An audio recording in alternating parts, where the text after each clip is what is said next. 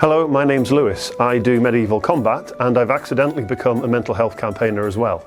A few years ago I had some mental health struggles of my own and these hobbies, medieval combat, reenactment for shows, learning sword fighting as a martial art, doing it for real, that helped me get through some quite difficult times. Through work I bumped into an organisation who provides peer support for mental health, and it really got me thinking about whether I would have used that kind of thing myself, why more people don't do that, why men don't talk about mental health. And I just had this light bulb moment where I thought, I know I can do a fundraiser and awareness raising, just start those conversations. My hobby is just about weird enough that it's interesting for people. There's a historical aspect to this. King Harold did march nearly 300 miles in 1066 to go and fight the Normans. And I thought I'd do it in Armour on my own to get those conversations going. So, I had a lot of support. And then I started doing the real walk in September. That just continued. I had loads of help along the way, and all those messages that I wanted to prove that people are really helpful if you just reach out and ask.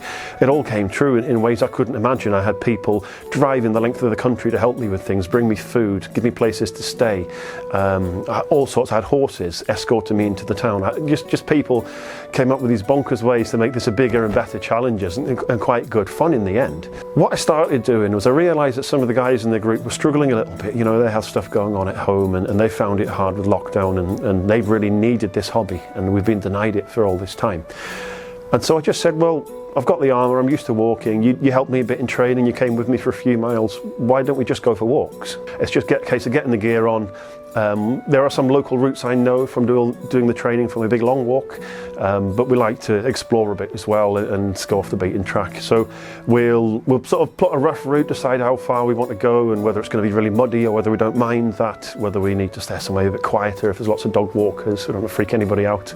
And it really got me thinking I could make more of this, so we've started doing it regularly. And some of the guys who I fight with have started coming along, and we now even take our swords along out into the woods and we find a quiet spot where we can have a bit of a practice, or we can start teaching each other stuff. We're out in the freezing cold, the blowing wind, slippery surfaces underfoot, trying really hard to kill each other but not. Then we'll just pack up, have a drink and walk back. So at home the training was quite difficult because it was in the midst of lockdown and we were trying to work and manage a 2-year-old and a 5-year-old at home, so it was absolute chaos and I couldn't start walking till 5 or 6 or sometimes 7 at night. Trying to fit in a 15-20 mile walk was really, really hard. But as a hobby more generally, I think the family is quite supportive of it because they know it's good for me, it's physical, it's mental, it's social. The kids, that seems to pass down to them, so they've got a room full of swords and shields and weapons and helmets and stuff. They absolutely love it. They'll be able to look back and see that things were a bit different at home and that it was an interesting time. But when they're older still, I think it'll be nice to look back and see that Dad wasn't afraid to take up his interest and do something a bit different. And who knows, they might even follow me into these kind of hobbies. It'd be quite nice one day to fight alongside them.